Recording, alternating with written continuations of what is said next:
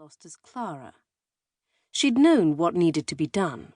She was taking herself far away, removing herself entirely until she was but a foggy memory to all those in town. It would be as though she were dead, a dismal thought, but true nonetheless.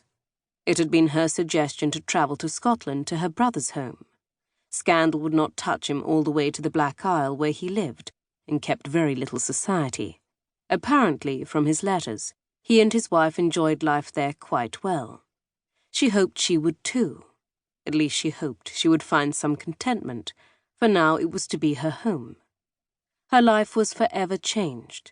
She would never again be that much-sought heiress, invited to all the most coveted parties, her name included on every hostess's guest list.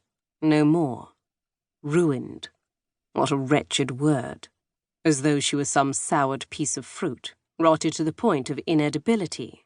You could not have fallen to disgrace when the weather was more temperate, Marian complained, grabbing the loop swinging above the door as the carriage gave a sudden lurch. I didn't plan my disgrace, Clara grumbled, gripping the edge of the seat and readjusting her position. No? Marian asked archly, skepticism ripe in the single word. Clara winced, but didn't object further. There was nothing Marian did not know of her situation, no sense pretending. She knew all of Clara's secrets and could be trusted to keep them. The carriage hit another rough spot in the road. Heavens, Marian moaned, pressing a hand to her stomach.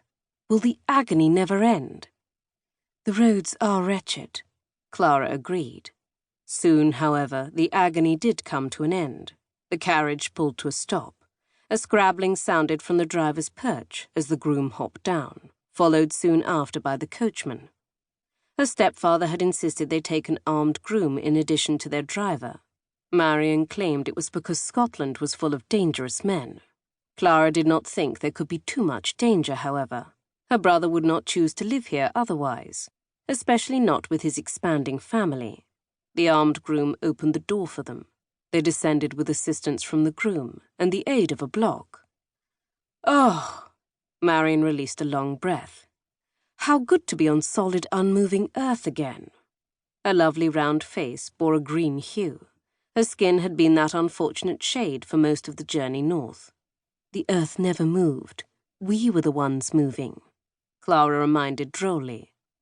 It's like the North Pole here, Marian complained with a shiver, her breath escaping in cloudy pants. Been to the North Pole, have you? Clara inquired. I've never been north of Cheshire before, but it's a reasonable guess. Marian lifted her skirts, mindful of the muddy yard, and moved ahead. Clara assessed the white stone building with its thatched roof. Warm light glowed from its windows, a much welcome sight. Come, you! Let's get out of the cold, Marian called back to her. Nodding, Clara followed. As soon as they entered the dim interior of the inn, the buzz of conversation wrapped around them. A fortnight ago, she would have been wide-eyed entering such an establishment. Even under escort and accompanied by Marian, she would not have dared cross the threshold. She was a duke's daughter, after all. The voices were heavy and thick as syrup, masculine brogues that warmed one from the inside. Similar to the Spanish Madeira Mamma liked to sip after dinner. Mamma never minded if Clara joined her in an occasional glass. In Spain, her family had been served the drink with every meal, after all. It had been mother's milk to Mamma. Moving to England from Spain had been an adjustment for her, to be certain. Ladies rarely, if ever, imbibed. One of many differences she had to endure when she became the Duchess of Autenberry. Clara shifted her shoes on the rough wood planks. The place was dim and musty. She could smell years of smoke in the bones of the building. Cobwebs hung from the high beams. A faded old tapestry depicting warriors armed with swords and pikes, running Roman soldiers into the sea, hung on one wall. Marian wrinkled her nose as she looked around, looking decidedly unimpressed. Clara rather liked it. It felt medieval, almost as though she had stepped through time.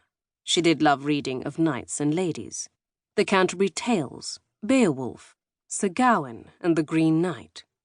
She might look exactly like her mother, with her olive complexion and coal dark hair.